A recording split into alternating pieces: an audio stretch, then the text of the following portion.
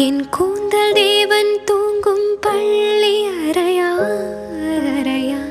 மலர் சூடும் வயதில் என்னை மறந்து போவதுதான் முறையா? நினைக்காத நேரம் இல்லை காதல் ரதியே உன் பேரை சொன்னால் போதும் நின்று வழிவிடும் காதல் நதியே. என் சுவாசம் உன் மூச்சில், உன் வார்த்தையின் பேச்சில், 5-6 நூற்றாண்டு வாழ்வோம் என் வாழ்வேவா. மலர்களே மலர்களே இது என்ன கனவா?